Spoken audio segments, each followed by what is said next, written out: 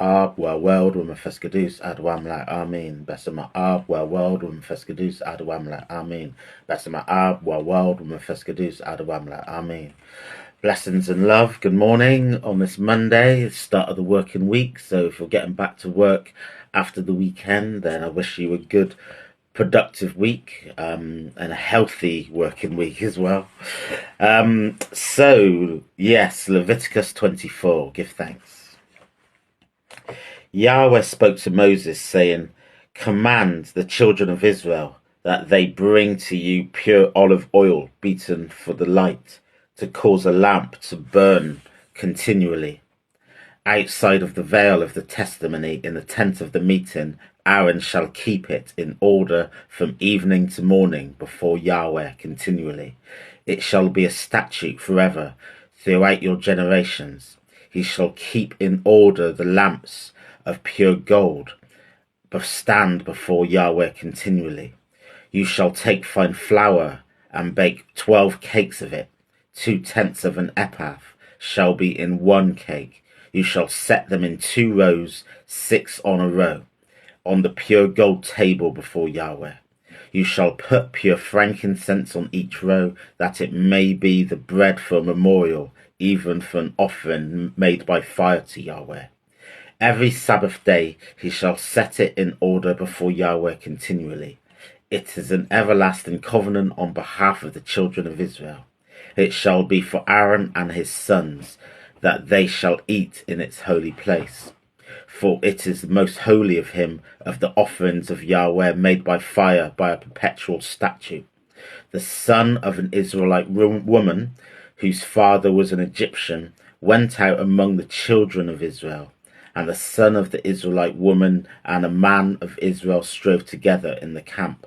The son of the Israelite woman blasphemed the name and cursed, and they brought him to Moses.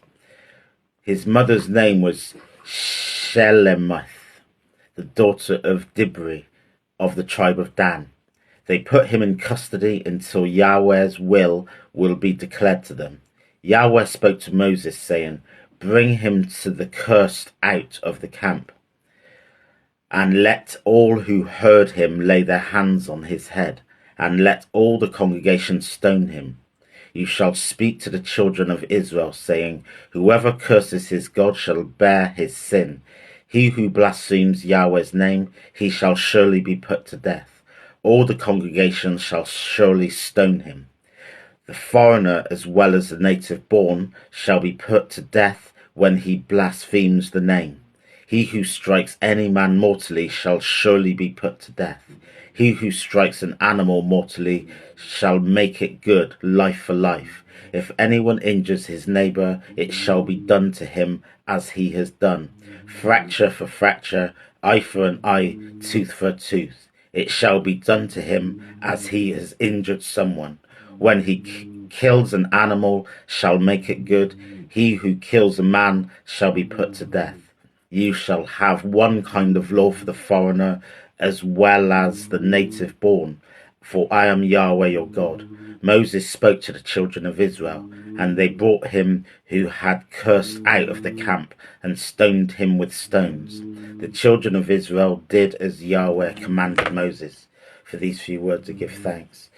So this chapter took quite a shocking, dramatic turn 3/4 of the way in.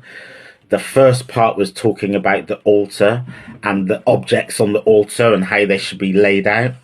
The lamp, and the lamp is symbolic throughout the Bible in terms of the light and you know, the light of God, etc. So the lamp is very symbolic, and also the bread and the unleavened bread. It's in 2 rows of 6, and the 12 is the 12 tribes of Israel. So it starts off quite gently with laying the altar and laying the symbolic objects of the altar, and that has to be done every Sabbath and at every festival, etc.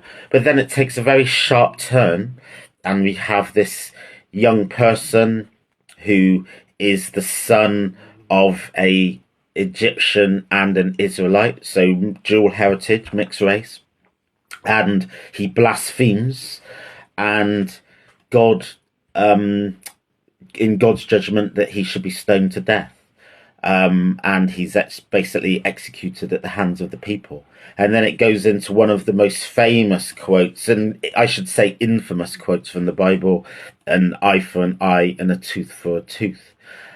And yeah, so it's passages like this why what is important to for the Bible to be read in its fuller context and overstood in its fuller context, and not taken these different extracts, because you have to think about it as a narrative.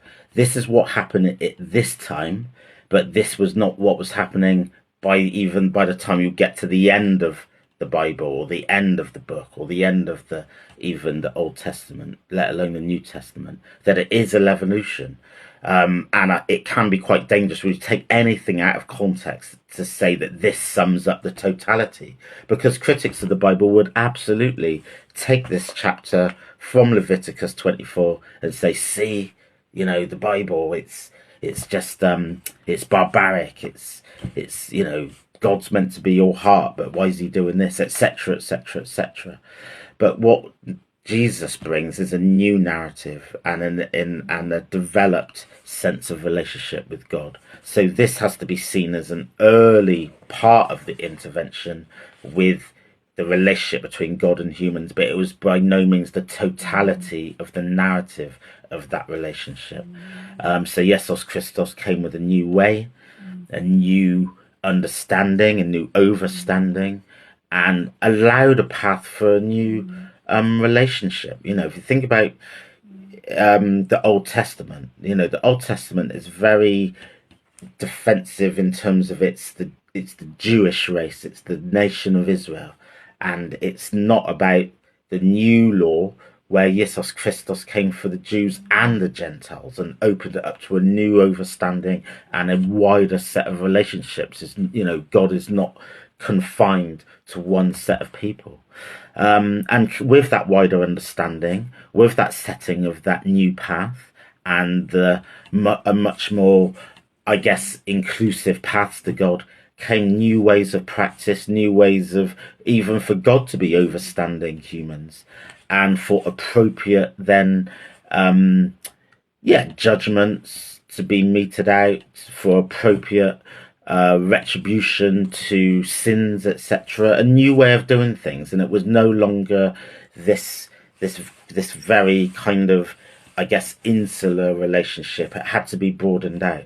So it's really important that these kind of chapters are seen in its fuller context and not taken at face value to be representing the totality of the biblical narrative, because that'd just be a misjudgment and a falsehood, really. By no means, very challenging chapter, but I think it's a really important one for us to kind of learn from, because these type of instances crop up over and over and over again in the Bible. So it's important that we just come at them with a wider, an open mind and a wider kind of appreciation, if we like, of how it taps into newer narratives that then became the kind of more fulfillment of what the message of the Bible was of God, and how we could be learning from that in our lives today. So enough of the waffle. I'll end there. Blessed love. Have a blessed day. And Malcolm Ken, and more tomorrow. Yet a Break for Cure. Blessed love.